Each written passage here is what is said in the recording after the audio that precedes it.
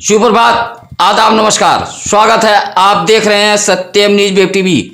मैं हूं आपके साथ नसीर कुरैशी। तो चलिए भदोही जिले की फटाफट खबरों को आगे बढ़ाते हैं आज की इस बड़ी खबर से। ठगबाजों सहित चोर उचक्कों का गोपीगंज इलाका सेफ जोन बन गया है। आए दिन इस तरह की वारदात गोपीगंज इलाके में हो रही है। इन ठगबाजों के हाथ बुधवार को एक और परिवार ठगी का शिकार हुआ है, जहां केड़वरिया निवासी गुजरात यादव नामक व्यक्ति अपने परिवार के साथ किसी वैवाहिक कार्यक्रम में गए हुए थे। जहां बुधवार को वह परिवार के साथ लौटे गोपीगंज पहुंचे तो गुजरात यादव अपनी पत्नी व बेटी के साथ ऑटो स्टैंड की ओर पैदल ही जा रहे थे। तभी दो बाइक सवार पहुंचे और गुजरात यादव को घर पहुंचाने के नाम पर बैठा लिया। तभी दूसरी बाइक पर उनकी पत्नी व बच्चे बैठ गए। गुजरात यादव के हाथ में बैग था जिसमें 4 लाख रुपए के जेवरात व कीमती साड़ियां थी। बाइक चालक ने पहले एक झोला गिराया, फिर उसके बाद गुजरात यादव से झोला उठाने को कहा।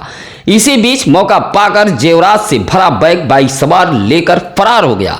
पीड़ित परिवार ने इसकी शिकायत गोपीगंज पुलिस से की है। गोपीगंज कोतवाली इलाके में इस तरह की वारदात आम बात हो गई है।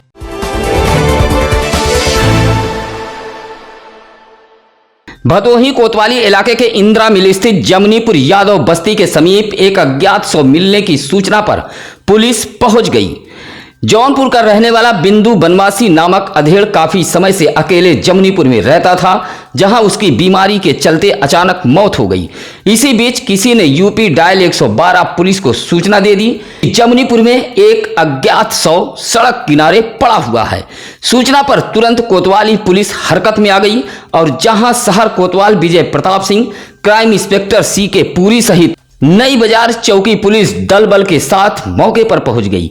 भारी पुलिस देख गांव में हड़कंप मच गया, जहां थोड़ी देर में ही पता चला कि बिंदु बनवासी की मौत बीमारी के चलते हुई है। बनवासी के अंतिम संस्कार के लिए भदोही कोतवाली पुलिस ने नगद सहयोग भी दिया है।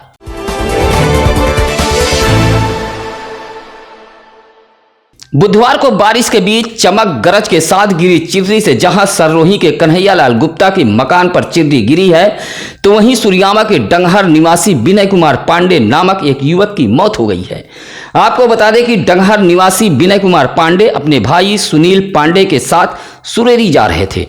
नई बाजार होते हुए दोनों भाई बाइक से सुरेरी जा रहे थे। जैसे ही रायपुर गांव के पास पहुंचे तभी बारिश तेज हो गई। बारिश होता देख दोनों भाई एक चाय पान की दुकान पर रुक गए। सुनील पांडे चाय पान की दुकान के अंदर चला गया, जबकि विनय पांडे बाइक खड़ी कर रहा था। तभी चिर्री गिर गई और वह गंभीर रूप से झुलस गया। आनन फानन में सुनील ग्रामीणों की मदद से उसे भदोही के महाराजा बलवंत सिंह राजकीय चिकित्सालय लेकर पहुंचे थे, जहां डॉक्टरों ने मृत घोषित कर दिया। विनय की मौत से परिजनों में कोहराम मच गया। उधर सरहुई में भी कन्हैयालाल गुप्ता के मकान पर चिर्री गिरी है, जिससे मकान को नुकसान पहुंचा है। साथ ही घर के इलेक्ट्रॉनिक उपकरण भी जल गए हैं।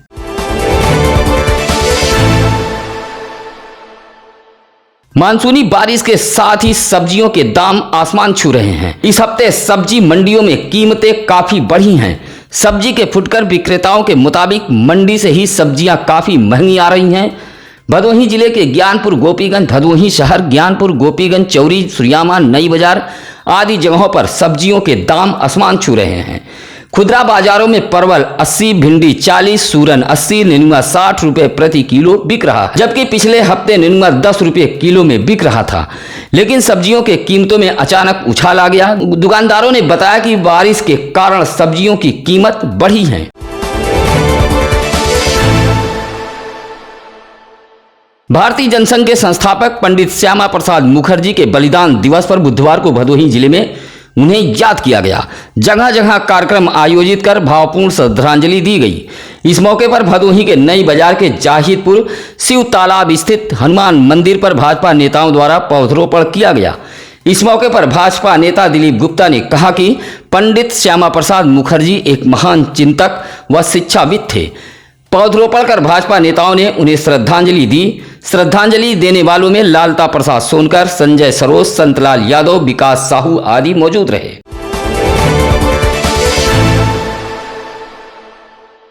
सरोही बाजार में सामान खरीद रहे एक व्यक्ति की बाइक को एक युवक द्वारा धक्का मारकर गिरा दिया गया। विरोध करने पर कहासुनी हुई। उसके बाद बाइक सवार की पिटाई कर दी गई, साथ ही उसके बाइक को भी क्षतिग्रस्त कर दिया गया है। सूचना पर पहुंची पुलिस ने युवक की मानसिक हालत ठीक न होने का हवाला देकर वापस चली गई।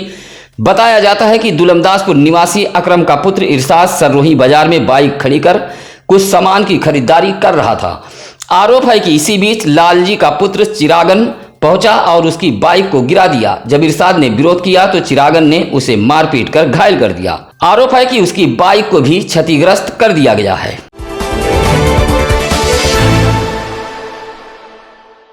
गोपीगंज कोतवाली इलाके के बिरनई गांव में कुंदन सिंह नामक व्यक्ति की पत्नी रंजिता की संदिग्ध हाल में मौत हो गई थी। सूत्रों की माने तो वह किसी बात को लेकर पति पत्नी में विवाद हुआ था, जहां रंजिता का शव उसके कमरे में पाया गया।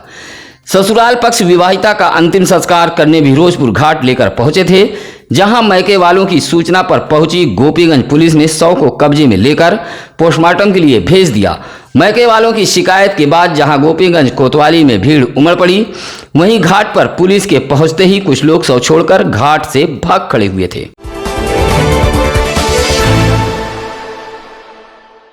उत्तर प्रदेश सरकार द्वारा सूक्ष्म लघु एवं मध्यम उद्योगों को बढ़ावा देने के लिए ओडीओपी योजना के तहत भदोही के 5 लोगों में 90 लाख रुपया व एक सिलाई मशीन वितरित किया गया है।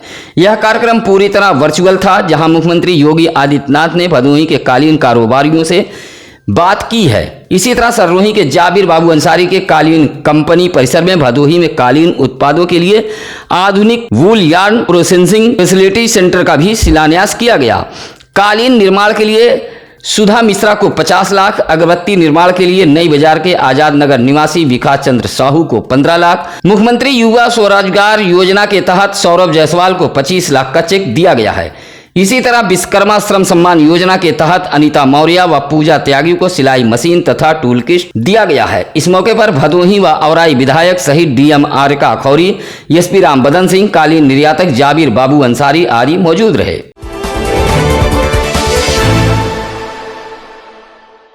नगर पंचायत नई बाजार के वार्ड नंबर 2 शहीद नगर के पूर्व सभासद स्वर्गीय खोवा सोनकर की माता का बुधवार को निधन हो गया। 85 वर्षीय तोता देवी बेटे खोवा सोनकर के मौत के बाद बेहद सदमे में रहने लगी थी। आपको बता दें कि खोवा सोनकर का संक्रमण के चलते कुछ समय पहले निधन हो गया था।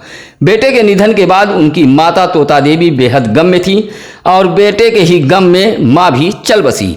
तोता देवी के निधन की खबर सुनते ही चेयरमैन विजय सोनकर, भाजपा नेता दिलीप गुप्ता, लालता सोनकर, पारस सोनकर आदि लोगों ने पहुंचकर शोक संवेदना व्यक्त किया है।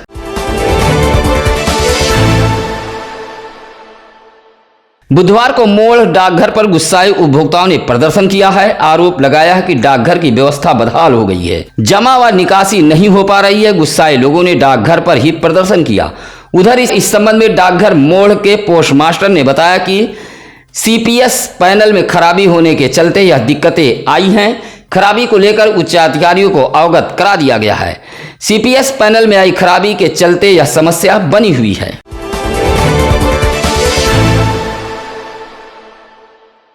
बारिश के बीच नगरपालिका परिषद गोपीगंज की सफाई व्यवस्था पूरी तरह चरमरा गई है। बारिश ने नगरपालिका परिषद गोपीगंज के सफाई व्यवस्था की पोल खोल दी है। जगह जगह पड़े कूड़े के ढेर से बदबू उठ रही है। कबूतरनाथ मंदिर मार्ग हो या फिर इलाके की कोई गलियां, हर तरफ गंदगी का साम्राज्य कायम है।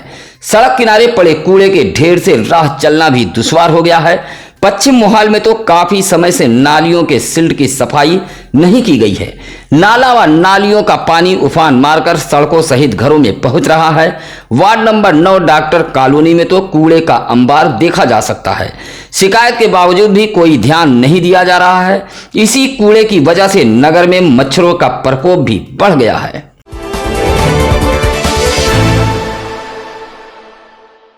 भदोही शहर कोतवाली इलाके के जलालपुर मोहल्ले में मनीष कुमार व अशोक धीवर के बीच जमीनी विवाद को लेकर मारपीट हुई है।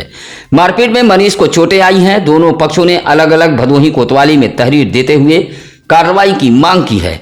मारपीट से मोहल्ले में अफरा तफरी फैली रही। मारपीट के बाद दोनों पक्षों ने एक दूसरे पर तरह तरह के आरोप लगाते हुए भदोही कोतवाली में तहरीर दी है।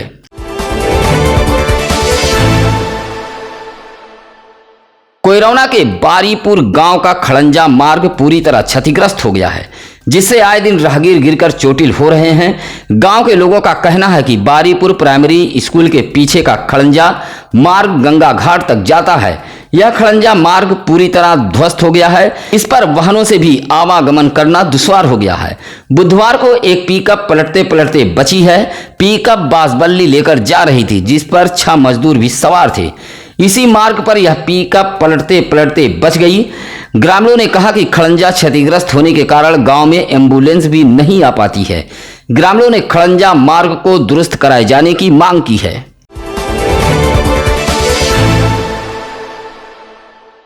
अपना दल यश द्वारा चलाए गए सदस्यता अभियान के तहत मखदूमपुर में 2 दर्जन से अधिक लोगों ने पार्टी की सदस्यता ली है। पार्टी के जिला महासचिव जितेंद्र पटेल व विधानसभा अध्यक्ष हरिलाल पाल की अध्यक्षता में सदस्यता अभियान चलाया गया। इस मौके पर युवा मंच के जिलाध्यक्ष कपिल देव भी मौजूद थे। इस मौके पर जितेंद्र पटेल ने कहा कि 2022 को देखते हुए यह अभियान चलाया गया है। जिले के प्रत्येक ग्राम सभाओं में पहुंचकर पार्टी की नीतियों को बताया जाएगा। इस मौके पर विकास राठौर, संजू देवी, अलाउद्दीन व राज बहादुर सहित काफी लोग मौजूद रहे।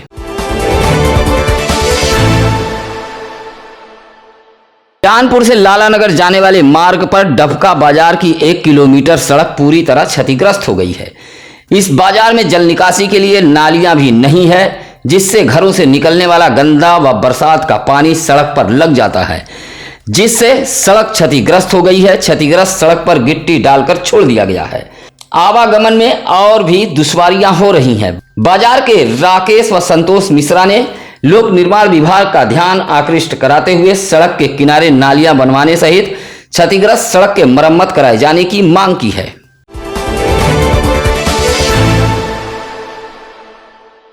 भदोही जिले में बुधवार को एक भी संक्रमित मरीज नहीं मिला है। इस बीच टीकाकरण के लिए केंद्रों पर बुधवार को भीड़ देखी गई। जिला चिकित्सालय ज्ञानपुर में टीकाकरण के लिए लोग पहुंचे थे। इसी तरह ज्ञानपुर विकासखंड के जहांगीराबाद में प्राथमिक विद्यालय पर टीकाकरण का आयोजन किया गया था, जहां काफी लोगों ने टीका लगवाया है। इस मौके पर ग्राम प्रधान भूपेंद्र प्रताप सिंह सहित सुनील सिंह, विपिन सिंह, प्रदीप सिंह ने भी टीका लगवाया है। आपको सत्यम न्यूज वेब टीवी पर मिलेगी भदोही की रोजाना ताजा तरीन खबरें। भदोही जिले की हर छोटी बड़ी खबरें सिर्फ और सिर्फ सत्यम न्यूज वेब टीवी पर देखने को मिलेगी। हमारा वादा कि भदोही जिले की हर खबर सबसे पहले आप तक पहुंचाएंगे, क्योंकि सत्यम न्यूज वेब टीवी आपका अपना भदोही जिले का है।